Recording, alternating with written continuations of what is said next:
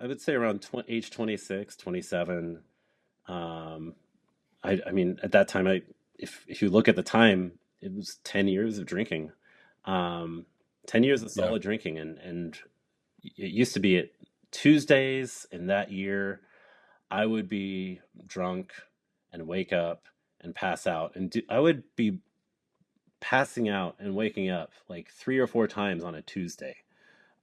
So by the time Yeah. 6 p.m. rolls around, my friends who have normal jobs, because I would be off on They're Tuesdays, coming so my home. friends who had normal jobs would be clocking out and meeting up for drinks, and I'd be like, okay, cool.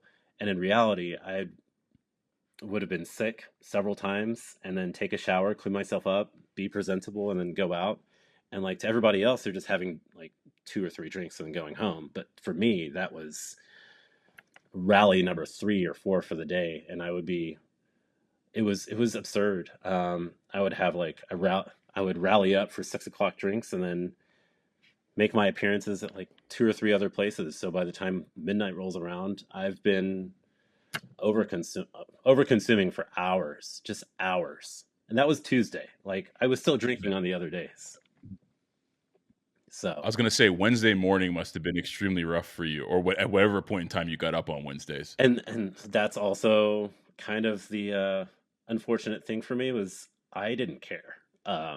And kind of the attitude in restaurants is if you can show up and do the work, you're fine. So it didn't matter how hungover I was, I'd be fine. Yeah. Um, but I had grown so used to being sick, like just throwing up, puking all the time. Like it Yeah. didn't. Yeah. I wouldn't throw up so much the next day, but during the act of drinking, I would throw up all the time because I was drinking so much. That the next day, hungover, I had accepted that hangovers were the price of entry for my consumption. Like it was a normal thing for me. So hangovers were just it was basics. It was just a fact of life, and it's actually pretty scary because I had normalized hangovers, so that when withdrawals came, it was like, oh, this is just a bad hangover. I need to drink more, so this Right. is a bad hangover. No big deal. Yeah.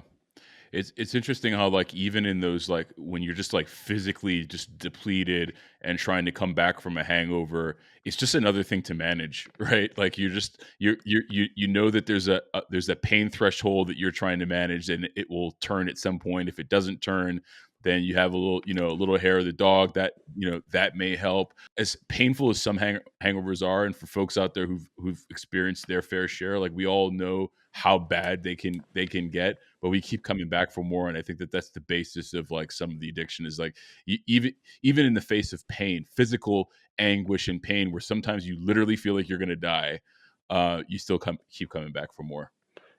Agreed. And the other thing was too, I preferred being hungover to just dealing with life sober. That like to me, hangovers were better than being around family members. And my family members weren't even bad. It was just Mm. it seemed like everything to me was an uphill battle. So if I'm gonna deal with that anyway and hate it when I'm sober, I might as well be hungover and not really care about it at all. And Yeah. that's pretty Yeah. alarming looking back.